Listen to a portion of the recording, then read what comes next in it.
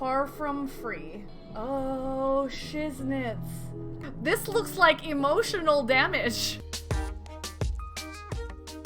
If you are ready to lend us your aid, I'll apprise you of the situation. We've received reports of a creature believed to be a blasphemy stalking the streets of Alamigo. Troops have been assigned to track and slay the beast, but there are likely to be casualties. With most of our healers posted elsewhere, we had thought to petition you for aid. Sounds like you need better soldiers, not more healers, but if I must, I'd be glad to help. Once again, we are in your debt. We shall inform Commander Al-Din forthwith.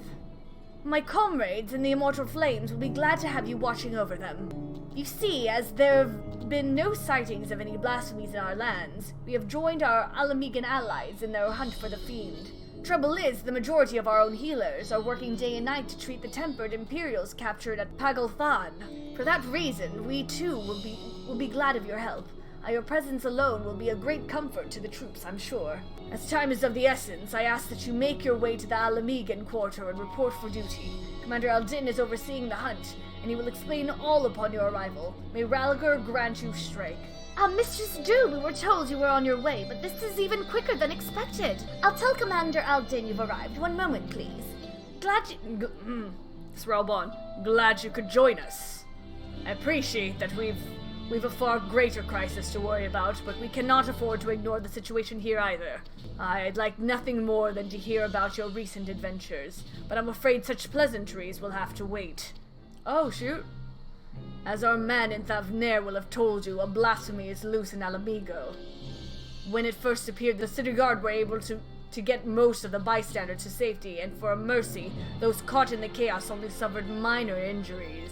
But the fiend managed to escape and has not been seen since. We must find it, and soon. For as long as it remains at large, every man, woman, and child is at risk. As was the case in Thavner, the blasphemy's very existence seems to spur the creation of lesser beasts. The longer it is allowed to roam free, the more tragedy our people will suffer. Did anyone see the change take place? Aye, there were several eyewitnesses who gave the same account. A man walking through the Alamigan quarter fell to his knees all of a sudden, and a moment later transformed into the monstrosity we now pursue. But beyond the fact he was a young Highlander, we know next to nothing about him. Even the descriptions of his appearance are too vague to help identify the lad, and we've no clue as to his name or background. For all we know, he might not have even been born in Alamigo, might have been the son of refugees come to visit. There are other possibilities we're investigating, though. That said, I doubt his circumstances are unique. Blasphemies and beasts are born when men are overcome by despair, and whatever drove him to turn likely could have done the same to another. Therefore, if we are to prevent future tragedies, it is imperative that we identify and address the underlying cause. Until we do, we'll have no choice but to deal with the afflicted the only way we know how, by granting them a quick death. For now, I would have you join the hunt and keep my men from falling prey to these creatures. Are you up to it? You have my thanks. And as chance would have it, we've just received word that a number of beasts were spotted on the outskirts of Alagana. The troops stationed there have already put them down, but we're wounded in the process. First and foremost, they need medical attention, and that's where you come in. I'll meet you there. It's my own damn fault for being so careless. What must Commander Al-Din think of me? Knowing what they are, who they were, could any of us end up like that? Yep. Although the soldiers were able to lead the beasts away from the village and cull the lot of them, victory did not come easily. It's times like these that our lack of healers is most sorely felt. I dare say they've yet to receive any treatment at all. See to their wounds while I survey the area for any stragglers that may have escaped. Once I've completed my patrol, I'll head to the village to gather eyewitness reports. Look for me thereafter. We spending time with Ralbon? Oh, heck yeah. Gods be good, I feel reborn. Hold on, you're Zordia, aren't you? Can't believe it, you're the one who inspired me to join the Resistance in the first place. Now you've come to save me in my hour of need. I'll never forget this. Thank you. I saw them change right before my eyes. Those weren't monsters I killed, but innocent men. But it had to be done. There were others we had to protect. And thanks to you, I can continue to do just that. Once I've made my way back, I'll give a full account. The families, they'll understand. Yo, Ernvald! It was good of you to come all this way, though I never doubted for a moment that you wouldn't. Oh, Ernvald! Hey, buddy, how you doing? After all you've done for the people of Garabanya, we couldn't ask for more. And yet, here you are. You look exactly like the one who died. For treating the wounds of those soldiers, you have my thanks. And theirs too, no doubt. It seems they were indeed successful in flaying all the beasts. My search is an indication. But we must remain vigilant. Spoken with several people who witnessed the moment of the transformation, but the ordeal has understandably left them rather shaken. I hear you've been through a fair few ordeals yourself, Zordia.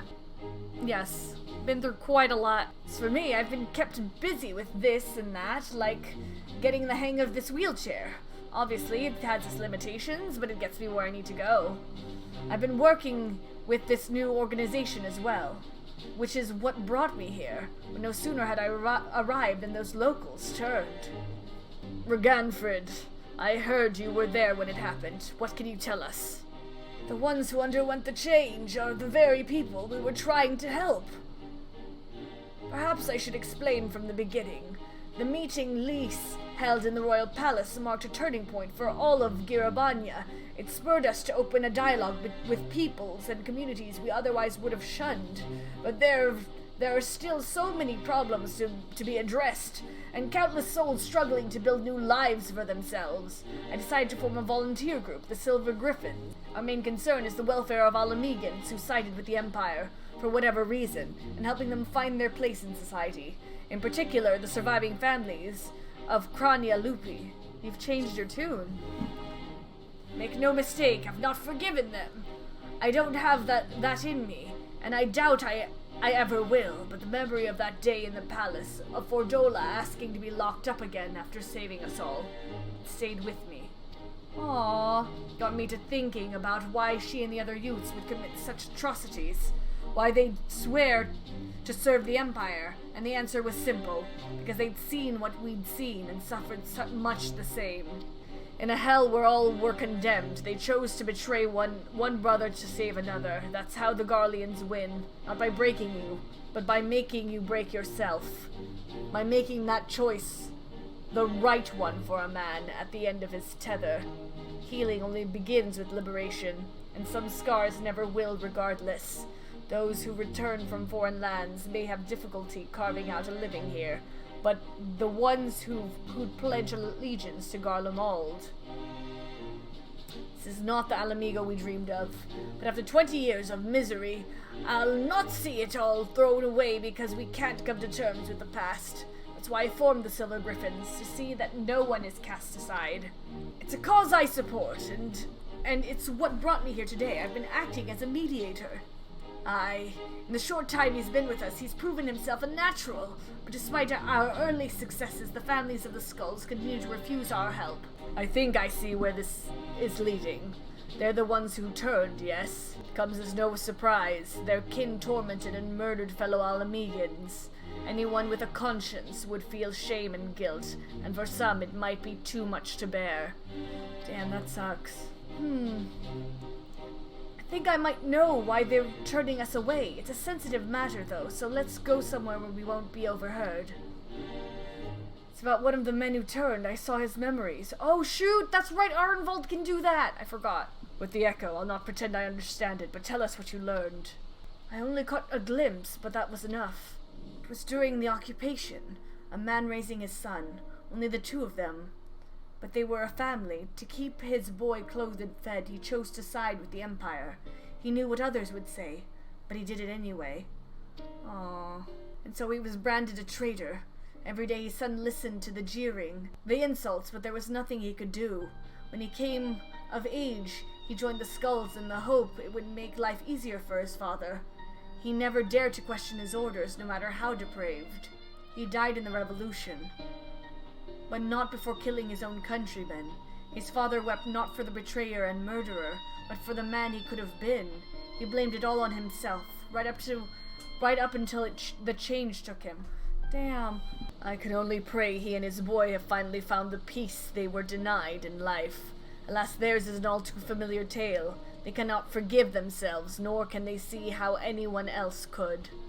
The sins of their kin weigh heavy on them. They think themselves undeserving of our compassion. Aww. If they carry on like that, they'll turn into beasts. We've got to help them before it's too late. I'm liking this quest line. Growing up half Garlean in Alamigo, I know how it feels to be shunned and hated, to hate myself.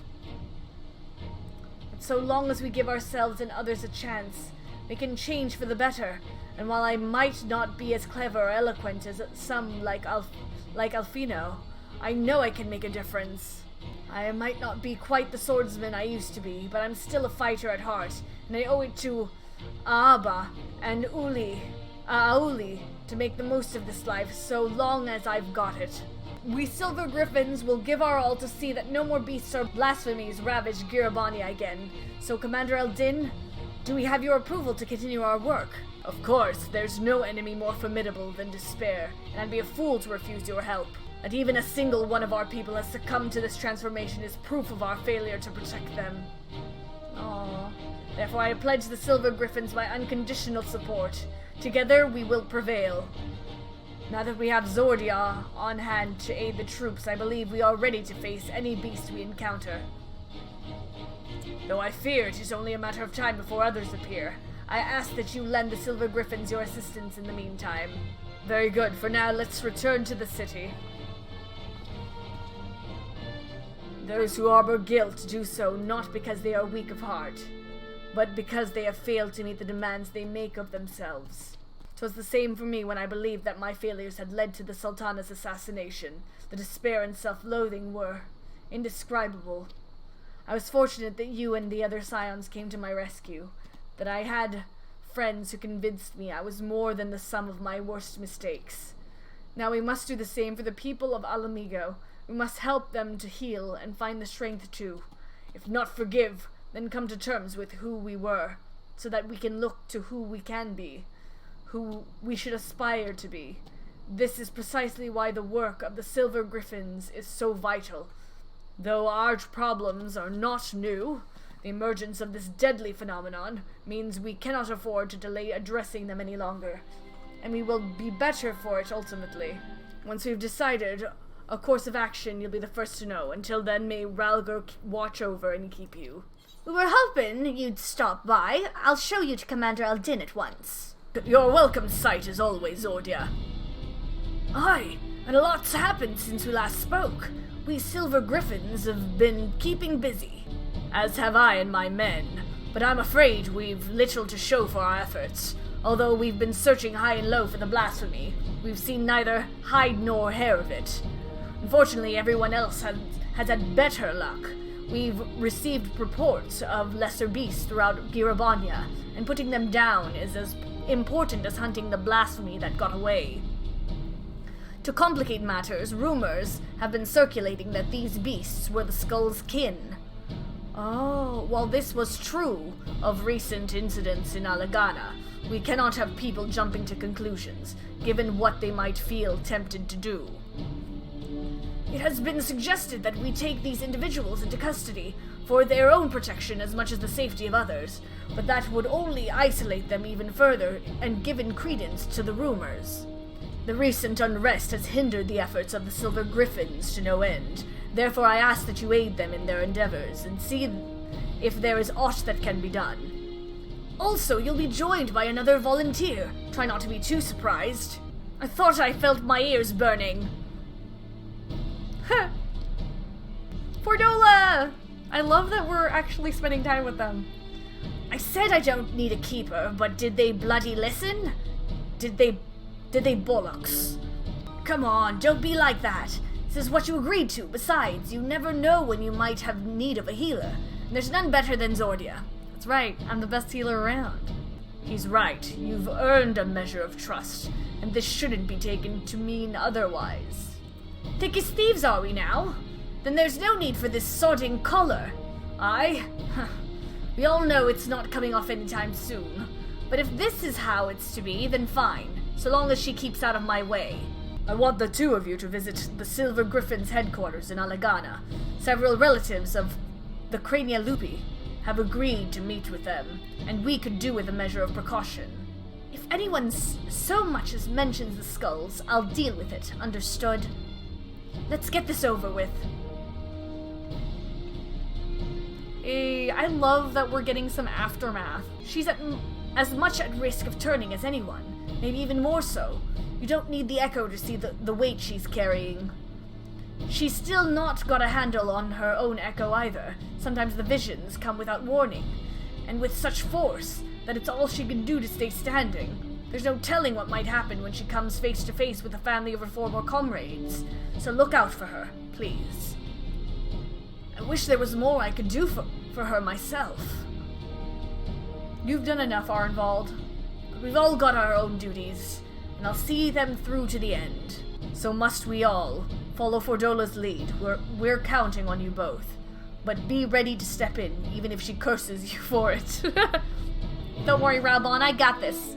I got this. Leave it to me. I'll admit, this is not quite what I had in mind. I had a feeling Raubon would send you, Zordia, but as for her...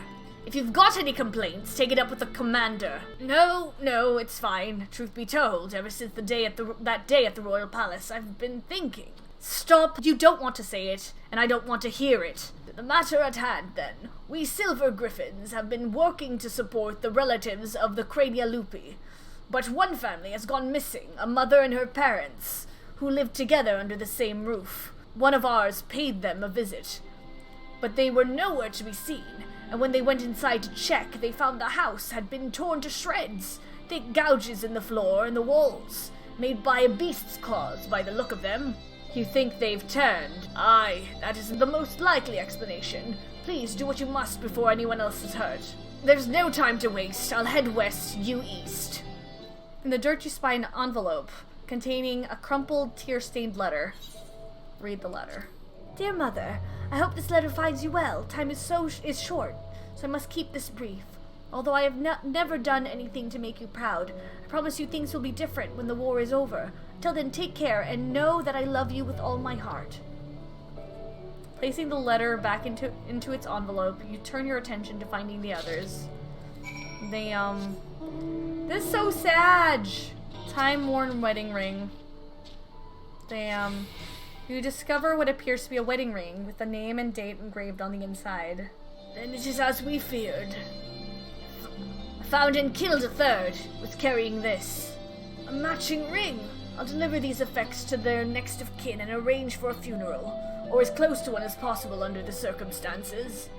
Aw, Fordola. There's no changing the past. We'll all carry it, and the scars. But no matter who we were, or what we did, we're Alamegans, then and now. The Empire was our enemy then, and now it's despair. Good words and deeds will serve us best in this fight. Weapons even as an old man like me can yet wield. Thanks to the two of you, the missing villagers may finally be laid to rest. I and the other Silver Griffins will redouble our efforts to prevent any further tragedies. I've finished checking the wares, sir. Everything's in order. Good work. Take a rest, lad. You've more than earned it. Keep this to yourselves. But Evrat's younger brother was a member of the Crania Lupi. He's exactly the sort of person we're trying to help. Like many of the others, he was reluctant to talk to us at first, but after we'd gained his trust, we were able to help him find work. He's taken to it well. Uh-oh. It's her! The butcher! Uh-oh. Oh no! Traitors, all of us, kinslayers deserving of hate and death. Hate and death! Oh no! Oh no! Don't turn! No! She's seeing the echo. Get back! Get back! Aw, man! Oh heck no.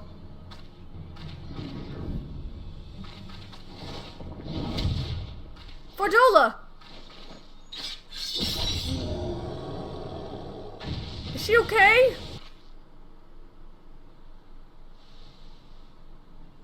She's fine. She's strong. Stay away from her! Aw. She just saved your girl, man. Fordola saved your girl's life. I know, but she's... It happened in an instant, that poor lad. But it had to be done, and without hesitation. Would have been much worse otherwise. Could you go after Fordola and see to her wounds? I'll do what I can here. I'm fine, leave me be. Let me at least heal you. I said I don't need your help! It's not only your injuries I'm worried about. I'm a healer, let me do my job. Gods, you're like a dog with a bone. Go on then, make it quick. A coral can't change its spots. And there's no washing the blood off my hands, nor would I, even if I could. Taking up Garlean's steel was the first choice, but not the last. Like the first kill, the hardest, every choice after that came easier and easier, until I stopped counting, stopped caring. You tell yourself it's right, it's for the greater good. You give the order, feel the ground tremble as the cannons fire. And when the dust settles and your own men are buried beneath the rubble, you tell yourself, you tell yourself... No. Me too.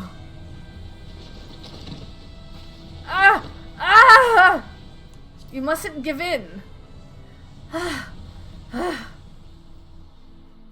man in the village, I saw his past, and the one who killed his brother. I'll be all right. I just need a moment. Can you wait with me? Aw. Everything the skulls fought for, the sacrifices we made, things we did, in the end it was all for nothing.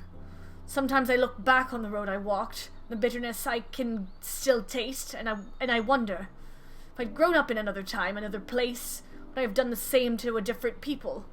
Was it always in me to be me? All I know is, everyone would have been better off if I'd never been born. But I was, and I dragged others into a hell of my own making. I remember these two brothers in particular, childhood friends of mine. The older one enlisted with me, but the younger... He would never have made it as a soldier. He was too kind, too good. Ansfrid died at Speculus Imperatoris, but his brother's still out there somewhere. Not that I've got the courage to face him after what I did. I hope he's found the life he deserves. Oh, we're going to find him in this, aren't we? Not all of the Crania Lupi at the towers died that day, though. I know from one of my visions that at least one survived. Hrudrolf. I'm glad he made it out, but too many others didn't. Too many others still need our help. I helped make this blasphemy, and by Ralgar I'll kill the bastard if it's the last thing I do. Anyway, it's enough out of me. I'll be heading back to the city to make my report. I suggest you do likewise. I like this. So far, I haven't finished this one, but so far, this might be my favorite one. Because Fordola's story is very interesting to me. Welcome back. Fordola's already given her account, and I'd like to hear yours, too. So, she almost turned into a beast herself. We'll have to take that into consideration before sending her into the field again. As far as the events in Alagana are concerned, the two of you did well. Despite the appearance of several beasts, you were able to prevent any further casualties. However, this serves to confirm that those with connections to Crania Lupi should be considered at risk of turning. Over the years, many of them have drifted away from the larger settlements and have taken to living in secret. Others made their way to Ul'dah as refugees, including some individuals of interest. As such, we'll be working closely with the Immortal Flames to locate and offer support to those refugees in particular. In fact, I plan to make the journey there for an audience with the Sultana. Once my preparations are complete, perhaps you might accompany me. I'm sure she'd be glad to see you. Our request for an audience with the Sultana has been accepted. Before we depart, I'll share what we've learned since last we spoke. The blasphemy continues to elude us, all the while driving others to succumb to despair and turn. Even with Alamegan and Ul'dahn forces searching for signs of the beast and more potential victims, we've yet to discern a pattern in the chaos. Nevertheless, if our blasphemy is like others, its behavior is likely dictated by the passions and regrets of the man it once was. Therefore, any information concerning him and the life he led may help us to track it down before it strikes again. We don't want people to shun the families of the skulls any more than they already are, but the fact remains that the vast majority of the beasts have been born from them. They're the ones at the greatest risk of turning, without question. Fordola concerns me too. She came close to transforming once before, so I think it might be best if we keep her out of this after all. She deserves a chance to make amends. I'm inclined to agree with Zordia. She was able to resist the transformation and has shown no sign of succumbing since then. If she wants to do her part, I say we let her. If only I could go in her stead. Actually, I was hoping you'd come with us to meet the Sultana. I believe she would benefit greatly from your understanding of the struggles of our people face. You'd gain from the experience too. While she's not the sort to brandish the sword and charge into battle, you'll soon discover she's a champion of her own arena, as brave as any warrior. I doubt she'd have much to learn from the likes of me, but it would be an honor to make her acquaintance. Arnvald and I will go ahead and wait for you in the hustings strip. We'll see you anon. It's the first time I've been back here since I, discharged myself from the infirmary. Without telling anybody, mind. I must remember to stop by and offer my thanks and an apology. I only let her out of my sight for a moment. Master Papashan was just telling us that Nanamo, or should I say Lady Lilira, has gone on another of her jaunts about the city. Though it is not my place to question her grace's judgment, I do wish she had consulted me before running off on her own, and perhaps I'm overthinking it, but it's unlike her to keep guests waiting. If I may say so, sir, with blasphemies appearing throughout the land, it's a dangerous time to be going for a stroll. I suspect that may be the very reason. She wishes to see for herself how the citizenry fare in these trying times. Even so, it's downright reckless. We'll find her, though. No, I couldn't possibly allow such esteemed guests to... Come now. We might be here on official business, but we're old friends. And as you may remember, I have a knack for tracking down errant sultanas. Some might say that knack is rather charitable. I should be glad of the assistance. I'll take a look around here. Quizzing the locals will give me an opportunity to learn the recent goings-on in Old Datu. It's been some time since I last combed these streets for young Lilira. As a matter of fact, Papashan and I would compete to see which of us could find her first. As I recall, most of the contests ended in my favor. The trick, you see, is to look past the disguise and pay attention to the gestures and mannerisms. The tiniest movement that might give her away. Come, I'll show you how it's done. Are we hanging out with Raoban? She's fond of perusing the stalls here. If she's not here, where could she be? What if she's been abducted? In one of these pots? Perhaps not. Raoban, really? You think she's gonna be in one of those pots? Never known her to be this elusive. That's odd. I've tried all her usual haunts. So unless she's hiding inside a barrel or something equally nonsensical, she must be elsewhere. Gods, why did she choose now of all times to run off? What if she's been abducted or run afoul of a beast? There's no need to assume the worst. We should keep looking. You're right, I know. And it's hard not to worry. Where could she be? Come to think of it, Papashan says... something Papashan caught my ear. He thought Nanamo went on this excursion because of the emergence of the blasphemy and the beasts, to better understand how her people are coping with the situation. If so, she'd be driven to seek out the most desperate and destitute. Pearl Lane, then. Might I ask you lead the way? I'll admit my ability to track missing persons may have dulled somewhat. Pearl Lane has ever been plagued by pickpockets and the like. I'll watch your back. So go ahead and give the search for Lilira your full attention. Yay, Raoban's accompanying me! While it may not immediately be obvious, conditions here have improved considerably of late. Her Grace continues to support the rebuilding efforts in Girabania, which has led to the creation of jobs for many of the locals, both here and on the other side of the Baelsar's wall. Some say money can't buy you happiness, but they've never tried living without it. Those who call Pearl Lane home never had the luxury of choice. The city's poorest live here, and as such are at greater risk of turning. Knowing this, I expect Lilira came to learn from their plight. In every society there are the haves and have-nots, and seldom is this divide more sorely felt than here in Ul'dah. Many of the young and able-bodied work for Lolorito as guards, though he earns more in an afternoon than most will in a lifetime. There she is. Nana! Lady Lilira! Raoban? Whatever are you doing here? And Zordia, too! While I am glad to see you both, our meeting is not yet due to commence for several bells. What is the meaning of this? We were worried, and with good reason. These are far too dangerous times to be roaming about alone, Your Grace. Nanamo's adorable. I love this outfit on Nanamo. Some things never change, but I assure you I'm quite capable of looking after myself in my own city of all places. More importantly, I wish to observe firsthand how the people have been faring of late.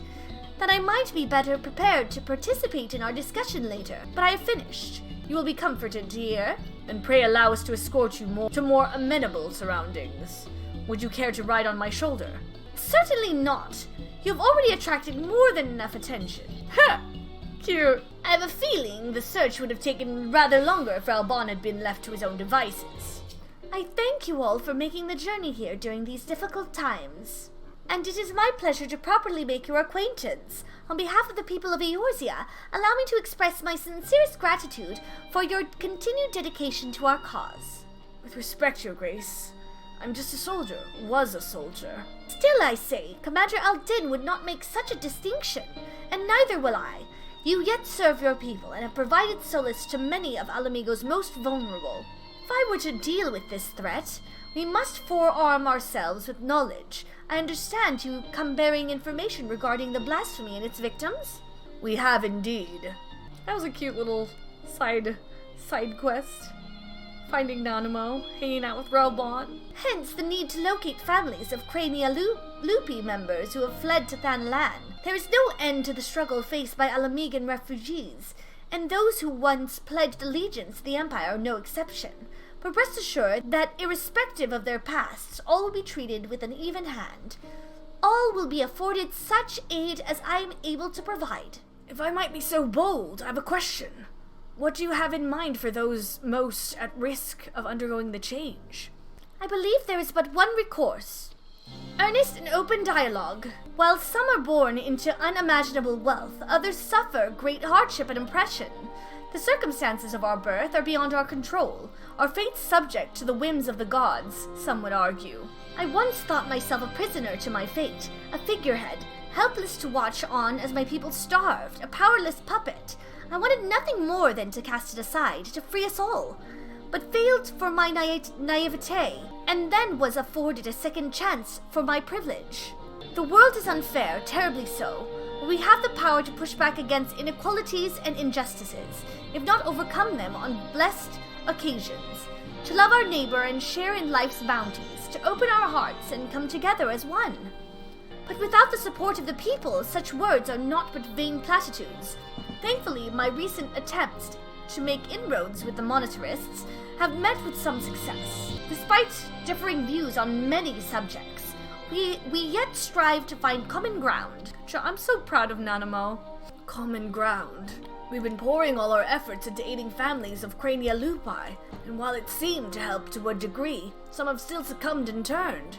Of course, they're not the only ones in danger. Alamigans everywhere.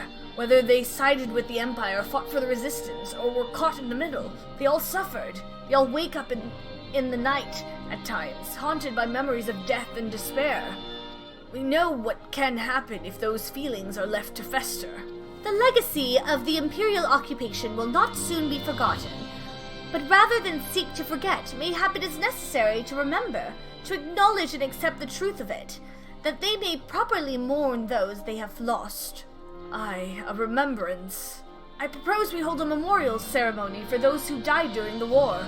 Everyone, no matter who they were or what they did, let them be loved, let them be hated, but above all, let them be remembered. And in the remembering of the dead, in their honor and their sins, we the living of Alamigo, may yet find a sliver of common ground. It's a noble sentiment, but bringing together people who have reason to distrust one another and risk inflaming tensions could be a recipe for disaster. Then again, we can't keep ignoring the marriage in the room and do nothing to address the situation. As long as we leave it to the individuals to decide whether or not to attend the ceremony, I think it's worth a try. Organizing an event of this scale will require a great deal of effort, so I offer my full support. Once you know what's needed, come to me and we'll put the plan into action.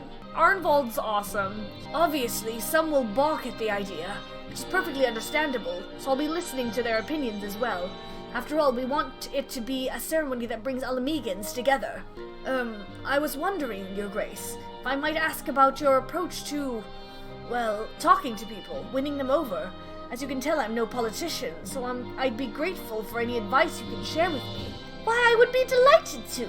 As a matter of fact, I have a number of matters I wish to discuss with you. And on that note, I suggest you and I return to Alamigo. I wonder what Abba and Ali would say if I could tell them I had a chat with the Sultana. I could hardly believe it myself. The relationship between Ul'dah and Alamigo is one which I cherish deeply. It is imperative that we coordinate our efforts in facing this crisis. To see the Sultana grow to become such a capable and compassionate leader brings a tear to my eye. So proud of Nanamo. Nanamo grown up. They all grow up so fast, man. I knew Arnvald would make a good impression, but he's outdone himself. Not only has he found a new avenue in life to explore, he's taken to it with considerable plum. While his proposed memorial ceremony is bound to have its detractors, I have faith that many will come round. Not all, but enough, I pray. For our part, we must stand at the ready for whatever may occur. I shall send word if there are any developments.